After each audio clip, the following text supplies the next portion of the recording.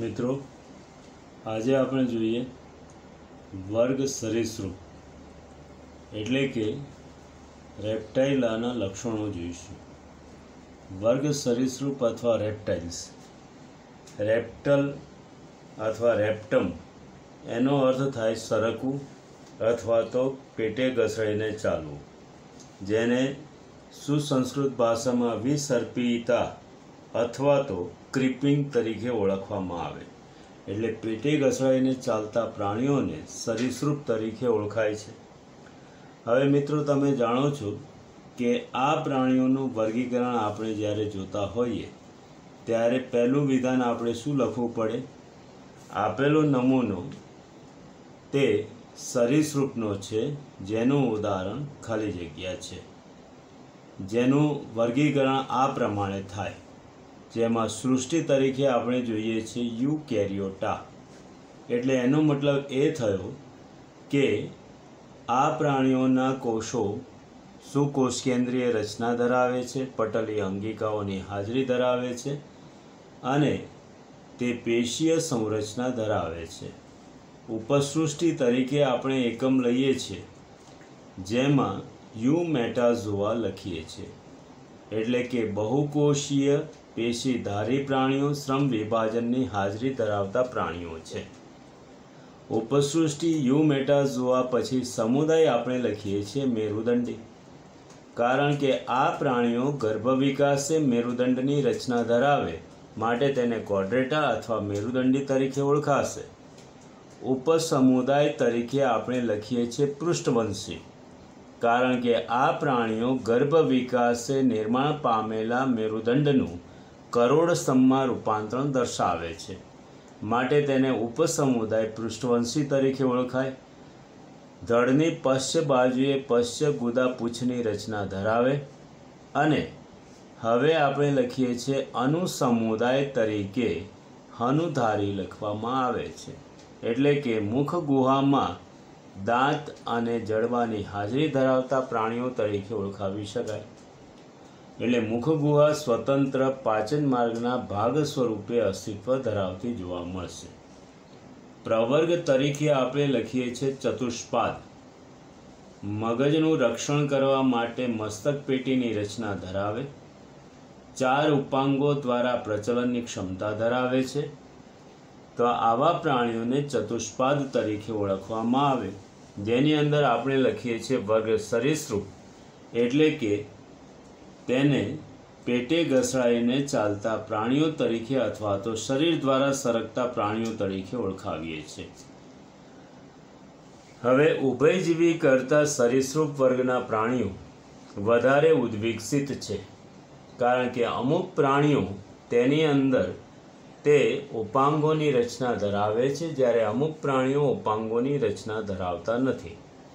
તો ઉદ્વિકાસના વૈજ્ઞાનિક લેમાર્કે ઉપાર્જિત લક્ષણોની આનુવંશિકતા દર્શાવતા જણાવ્યું હતું કે જે પ્રાણીઓ ઉપાંગો ધરાવે છે તેઓની અંદર તે ઉદ્વિકાસીય ક્રમ દેખાતો નથી, પરંતુ જે ઉપાંગો ધરાવતા નથી તે ઉપાંગો કાળક્રમે નાશ પામેલા છે અથવા તો તેમને દરમાં જવા માટે અવરોધરૂપ બનતા હોવાથી તે પ્રાણીઓએ પોતાના ઉપાંગોનો નાશ કરેલો છે.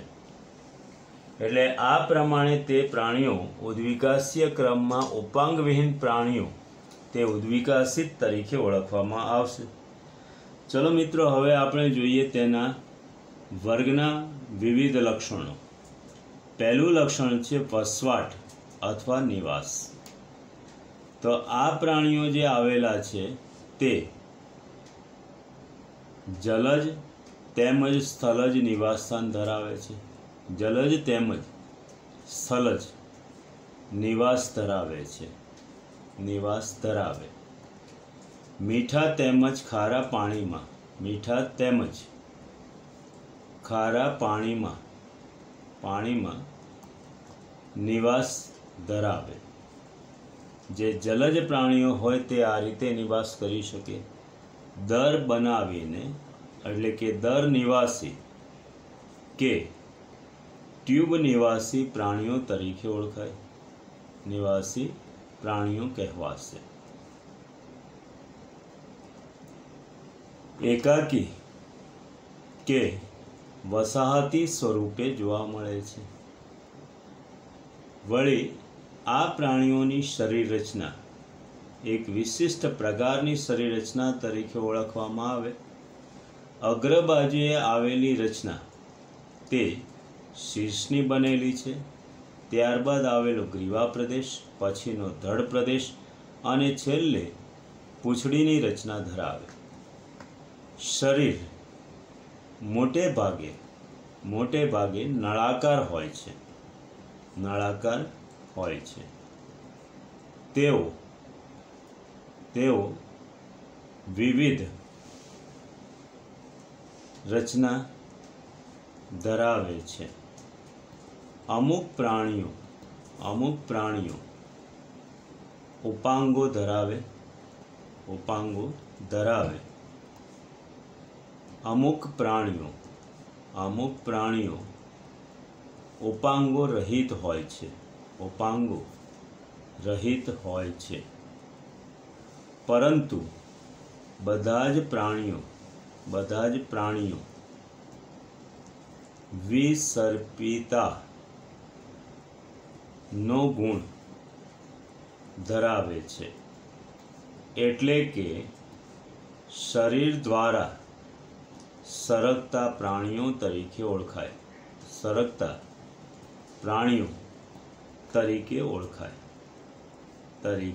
ઓળખાય છે. લેટિન ભાષાનો શબ્દ રેપ્ટમ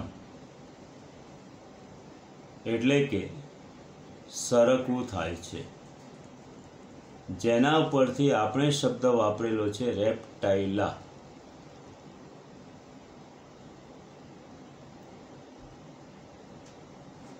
એટલે કે જેને આપણે શરીર દ્વારા સરકતા પ્રાણીઓ તરીકે ઓળખાવીએ છીએ. હવે આપણે વાત કરીએ છીએ કંકાલની. તો આ પ્રાણીઓ જેમાં મધ્ય ગર્ભસ્તરમાંથી કંકાલોની ઉત્પત્તિ થાય તે બે પ્રકારનું જોવા મળે છે. શરીરની બહારની બાજુએ આવેલી બાહ્ય કંકાલની રચના જોવા મળે છે, જે અધિચર્મીય ભીંગડાઓની રચના ધરાવે છે.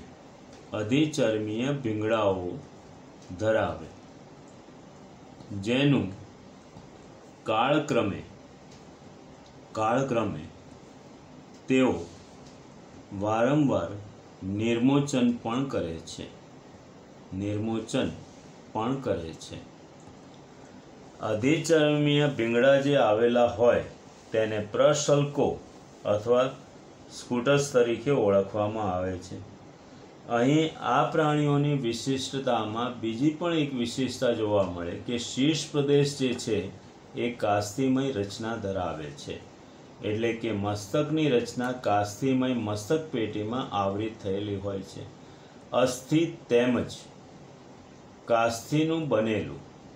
કાસ્થિના સંયોજનવાળું અંતઃકંકાલ ધરાવે છે. મિત્રો, અંતઃકંકાલ અને બાહ્ય કંકાલ બંને મધ્ય ગર્ભસ્તરમાંથી નિર્માણ પામે છે, તે આપણે જાણીએ છીએ.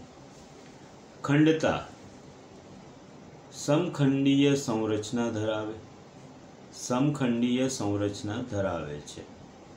વળી અહીં સ્તરીય આયોજનની દ્રષ્ટિએ જો વિચારીએ તો વિવિધ અંગતંત્રોની રચના ધરાવે, જેમ કે પાચન તંત્ર, પરિવહન તંત્ર વગેરે. એટલે અંગતંત્રમય આયોજનની રચના જોવા મળે. આવી અંગતંત્રમય આયોજનની રચના પૃથુકૃમિ સમુદાયથી શરૂ થઈ અને સસ્તન વર્ગ સુધી આપણને જોવા મળે છે. સ્તરીય આયોજન પછીની વાત આપણે કરીએ તો અહીં જે છે સમમિતિની વાત થશે. તો પ્રાણીઓની સમમિતિ જે આવેલી છે તે દ્વિપાર્શ્વસ્થ સમમિતિ છે. શરીરની પૃષ્ઠ મધ્ય રેખાએથી પ્રાણીઓનું બે સમાન ભાગમાં વિભાજન થઈ શકે માટે તેને દ્વિપાર્શ્વસ્થ સમમિતિ તરીકે ઓળખાશે. હવે ત્યારબાદ નિર્માણ પામેલી ગર્ભસ્તરીય આયોજનની રચના.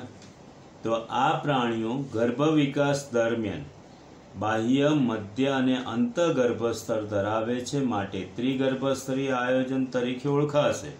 અને મિત્રો, મધ્ય ગર્ભસ્તરનું વિભેદન થઈ અને તેમાંથી બે ઉપગર્ભસ્તરો દ્વારા નિર્માણ પામેલી શરીરગુહા અથવા તો દેહકોષ્ઠની રચના માટે દેહકોષ્ઠીય આયોજન ધરાવતા પ્રાણીઓ તરીકે ઓળખાશે.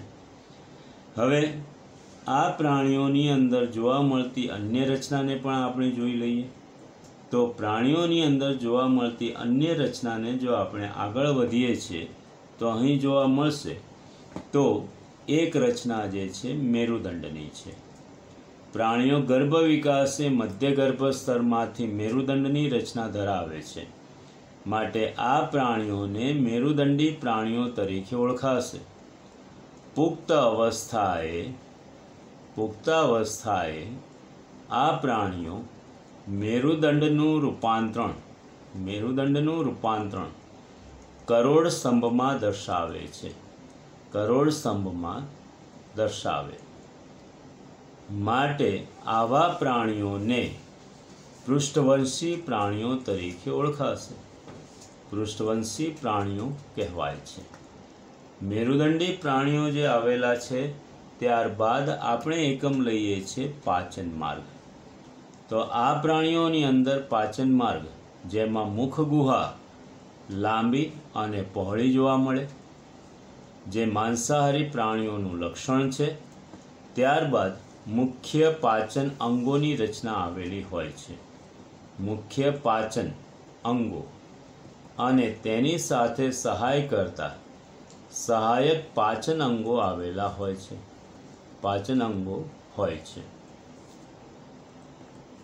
હવે તેમાં ભૌતિક તેમજ રાસાયણિક પાચન ક્રિયા દર્શાવાય છે.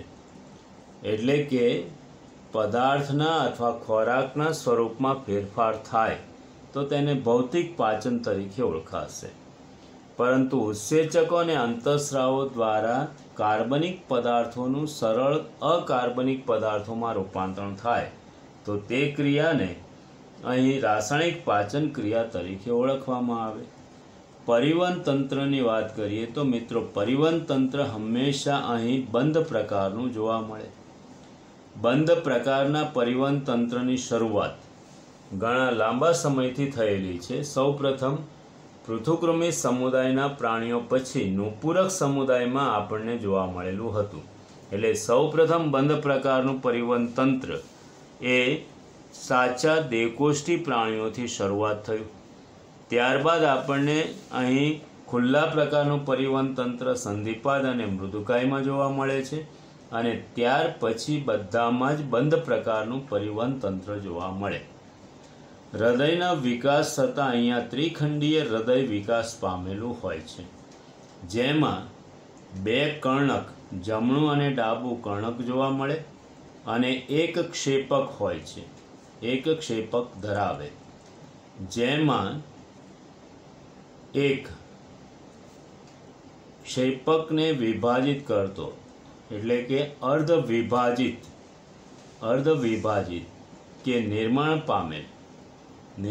પામેલ પટલની રચના ધરાવે છે. એટલે કે અપૂર્ણ વિભાજિત ક્ષેપક તરીકે ઓળખાવી શકાય. અપૂર્ણ વિભાજિત ક્ષેપક ધરાવે. બીજું, અપવાદ રૂપે આ વર્ગનો એક પ્રાણી, જેને મગર અથવા ક્રોકોડાઇલ તરીકે ઓળખવામાં આવે છે, જે 4 ખંડનું હૃદય ધરાવે છે. જેમાં 2 કર્ણક અને 2 ક્ષેપક આવેલા હોય છે. તો મિત્રો, આ પ્રાણીઓનું રુધિર જે છે એ ઠંડુ હોય, એટલે કે ઠંડા રુધિરવાળા પ્રાણીઓ કહેવામાં આવશે. ઠંડા રુધિરવાળા પ્રાણીઓ અથવા તો આવા પ્રાણીઓને અસમતાપી પ્રાણીઓ તરીકે ઓળખવામાં આવે. પોઇકિલોથર્મિક અથવા અસમતાપી પ્રાણીઓ એટલે શું મિત્રો? કે જે પ્રાણીઓ વાતાવરણના તાપમાનની સાથે થતા ફેરફારની સાથે પોતાના રુધિરનું તાપમાન બદલી શકતા નથી, તેવા પ્રાણીઓને અસમતાપી પ્રાણીઓ તરીકે ઓળખાય. મિત્રો એટલું યાદ રાખજો, વિહગ અને સસ્તન વર્ગના પ્રાણીઓ જ માત્ર સમતાપી પ્રાણીઓ છે. બાકીના પ્રાણીઓ અસમતાપી પ્રાણીઓ સ્વરૂપે હોય છે. હવે જોઈએ શ્વસન તંત્રની રચના. તો અહીં શ્વાસ નલિકાઓ અને એટલે કે શ્વસન નલિકાઓ કે શ્વાસ નલિકાઓ અને ફેફસા દ્વારા શ્વસન તંત્રની રચના ધરાવે છે. શ્વસન તંત્રની રચના ધરાવે છે.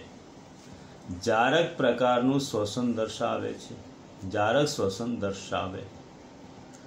વળી અહીં ઉત્સર્જનની ક્રિયા દર્શાવવા માટે ઉત્સર્જન તંત્ર આવેલું છે અને ઉત્સર્જન તંત્રની અંદર એક જોડ મૂત્રપિંડની રચના જોવા મળે છે.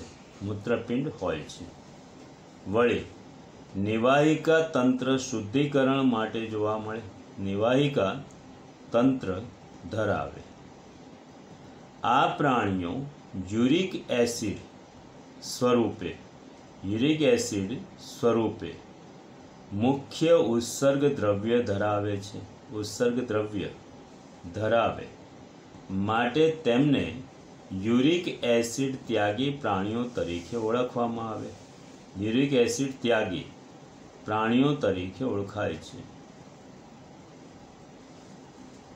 હવે ઉત્સર્જન બાદ અહીં વાત કરીએ છીએ પ્રજનનની.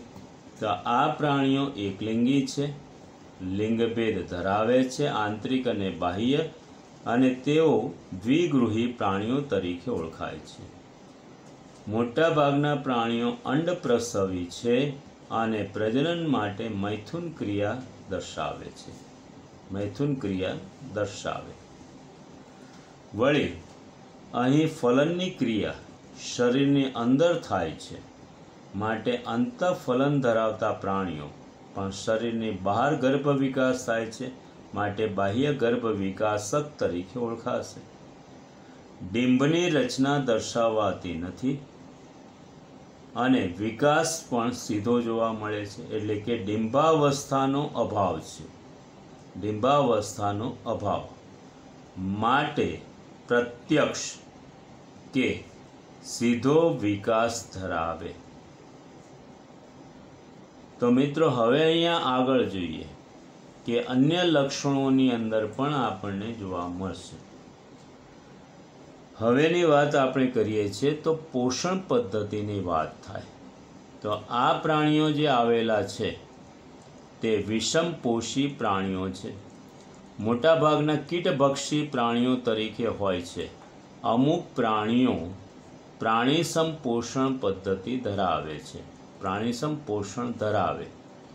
વળી અમુક રુધિર ચૂસક પ્રાણીઓ છે. રુધિર ચૂસક પ્રાણીઓ છે. એટલે પોષણ પદ્ધતિમાં વિવિધતા દર્શાવશે. પોષણ પદ્ધતિમાં વિવિધતા દર્શાવશે. મોટે ભાગે આ પ્રાણીઓ મહાભક્ષી તરીકે ઓળખાય છે. પ્રચલનની ક્રિયા દર્શાવવાની વાત આપણે કરીએ તો ઉપાંગો ધરાવતા પ્રાણીઓ તે બેજોડ ઉપાંગો દ્વારા પ્રચલનનું અનુકૂલન વિવિધ રીતે દર્શાવે છે. પરંતુ ઉપાંગો ન ધરાવતા પ્રાણીઓ તેઓ શરીર દ્વારા સરકે છે. જો કે બંને પ્રકારના પ્રાણીઓ પ્રચલન માટે શરીર દ્વારા સરકવાનો સિદ્ધાંત અપનાવે છે. મોટે ભાગે દર નિવાસી પ્રાણીઓ હોવાથી પ્રચલનની અંદર આ શરીર દ્વારા સરકવાની ક્રિયા દર્શાવે છે. વળી આ પ્રાણીઓની અંદર જોવા મળતી ચેતાતંત્રની રચના. તો ચેતાતંત્ર અહીં સુવિકસિત કક્ષાનું ધરાવે છે, સુવિકસિત ચેતાતંત્ર ધરાવે, જેમાં સેન્ટ્રલ નર્વસ સિસ્ટમ એટલે મધ્યસ્થ ચેતાતંત્ર મગજ અને કરોડરજ્જુ ધરાવે, એએનએસ એટલે કે ઓટોનોમસ નર્વસ સિસ્ટમ એટલે કે સ્વયંવર્તી ચેતાતંત્ર જેમાં અનુકંપી અને પરાનુકંપી ચેતાતંત્ર ધરાવે, પીએનએસ પેરિફેરલ નર્વસ સિસ્ટમ પરિઘવર્તીય ચેતાતંત્ર જે મસ્તિષ્ક ચેતાઓ અને કરોડરજ્જુ ચેતાઓ દ્વારા નિર્માણ પામેલી હોય છે એટલે પરિઘવર્તી ચેતાતંત્ર ધરાવે છે. 10 જોડ મસ્તિષ્ક ચેતાઓની હાજરી ધરાવે છે, મસ્તિષ્ક ચેતાઓ ધરાવે છે. અમુકમાં 12 જોડની પણ રચના સર્જાયેલી હોય છે. પરાવર્તી ક્રિયા દર્શાવે છે. મિત્રો, અહીં એક બીજી બાબત પણ અહીંયા ધ્યાન રાખી લઈએ કે દ્રષ્ટિ સંવેદી અંગ તરીકે આંખોની રચના આવેલી હોય છે જે ક્ષમતા વિહોણ હોય છે. એટલે એક જોડ આંખ સૂક્ષ્મ દ્રષ્ટિ વગરની એટલે કે જે ક્ષમતા વિહોણી હોય છે, ક્ષમતા વિહોણી હોય. બીજું કે અહીં જે શ્રવણ ક્ષમતા, શ્રવણ સંવેદી અંગ તરીકે ત્વચાનો સમાવેશ થાય છે, સમાવેશ થાય તે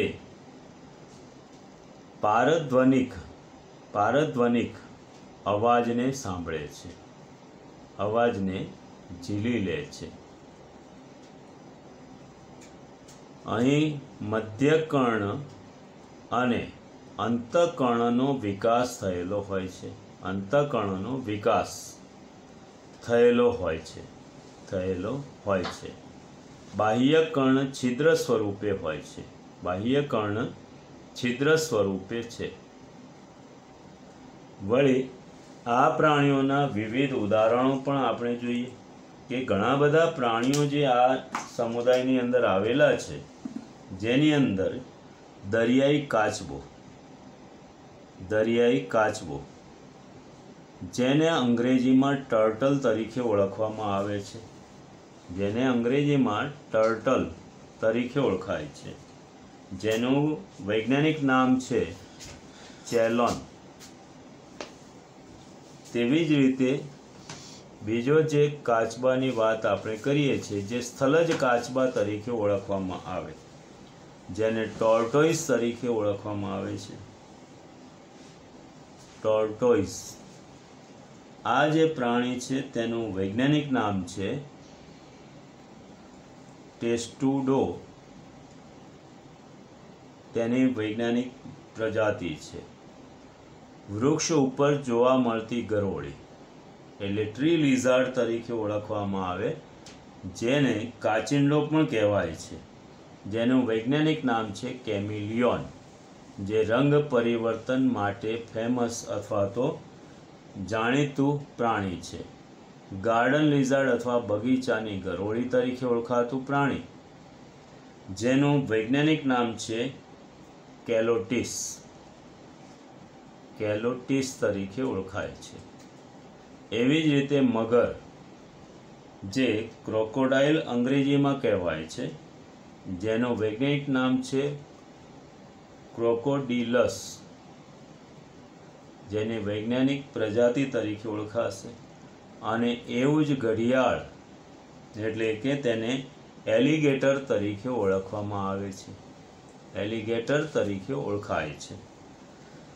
હવે વોલ લિઝાર્ડ અથવા તો ઘરમાં જોવા મળતી ગરોળી, જેનું વૈજ્ઞાનિક નામ છે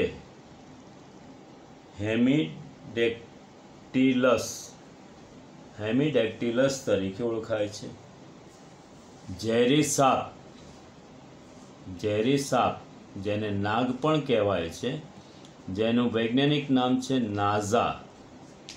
અને એવી જ રીતે અહીં કાળોતરો, જેને ક્રેટ તરીકે ઓળખવામાં આવે છે, કાળોતરો જેને ક્રેટ તરીકે ઓળખાય છે, એનું વૈજ્ઞાનિક નામ છે બેંગારસ તરીકે ઓળખાશે. એવી જ રીતે બીજો એક જે સાપ જેને ચિત્રો કહેવામાં આવે છે, અંગ્રેજીમાં તેને કહેવાય છે વાઇપર અને તેનું વૈજ્ઞાનિક નામ છે વાઇપેરા. તો મિત્રો, આ બધા વૈજ્ઞાનિક નામ એટલા માટે યાદ રાખવાના કે વર્ગીકરણની અંદર અથવા તો નીટ માટેના પ્રશ્નોની અંદર ઘણી વખત સામાન્ય નામની જગ્યાએ વૈજ્ઞાનિક નામનો પ્રયોગ થાય છે. એટલે મિત્રો, આ લક્ષણો સાથે તમે તૈયાર કરજો અને સરીસૃપ વર્ગના લક્ષણોને યાદ કરજો.